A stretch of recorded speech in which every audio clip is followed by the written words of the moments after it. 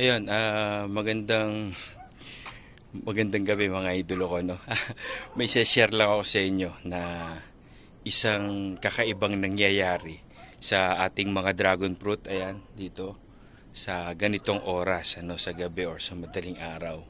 Bagamat hindi lahat ng bunga ganito ang nangyayari, pero ito talaga kakaiba at masyado ka talagang ma-amaze dahil sa sobrang ganda nung nangyayari sa kanya. So, i-update ko lang kayo sa ganitong oras ay merong magandang nangyayari sa mga bunga ng ating dragon fruit. So, ito, pasisilip ko sa inyo, mga idolo ko. Kung mapapansin niyo mga idolo ko ay parang bumubuka itong mga bunga, ayan, yung bulaklak ng mga bunga ng dragon fruit, ano? Para siyang bumubuka.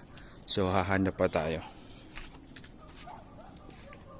Ayan, halos yung iba tuyot na. Pag natuyot na kasing ganyan, mga idolo ko, ay hindi na siya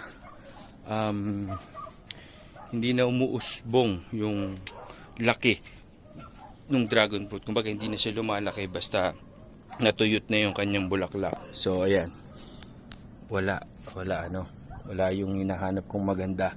So dito sa tabi ng aking mga ubas, mga idolo ko, ay meron akong nakita na gusto kong ipakita sa inyo talaga. Ito, tara. Ayan. Kung mapapansin niyo, napakaganda ng buka ng bulaklak ng dragon fruit. Ayan, ganyan siya mga idolo ko. Kapag ka bumubuka sa gabi, ayan. 'Di ba? May mga feather siya. Talagang hugis feather yung bulaklak niya.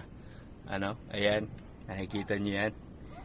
Ganyan ang nangyayari kay dragon fruit pagka ganitong gabi or madaling araw. Ayan. So, ako, may nakita akong alaga dito sa aking mga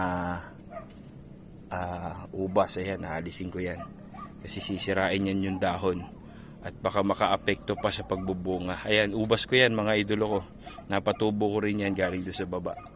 Oh, ayan, dito tayo mag-focus sa bulaklak ng ating mga dragon fruit. At talaga naman nakaka-amaze sa ganda. Tingnan nyo naman. Oh.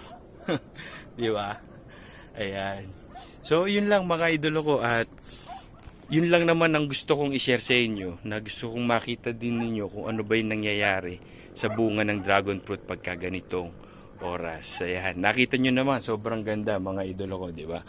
Oh, bukang-buka yan. Oh, di ba? Napakaganda. Alright. So, alam ko, yung karamihan sa atin, sa inyo, ay hindi alam yung mga ganitong nangyayari sa mga dragon fruit, sa bunga ng dragon fruit. Kaya ayan, i-share ko sa inyo at sana nabigyan ko kayo ng idea para sa mga ganitong bunga o halaman na napatutubo kahit saan. Yun lang at maraming salamat mga idolo ko. Ingat at huwag nyo pong kakalimutan na mag-subscribe at mag-share ng aking mga video. Mag-comment na rin kayo kung gusto niyo magpa-shoutout para kayo ay ma-shoutout ko sa ating mga susunod na video. Yun lang at maraming salamat mga idolo ko. Peace out.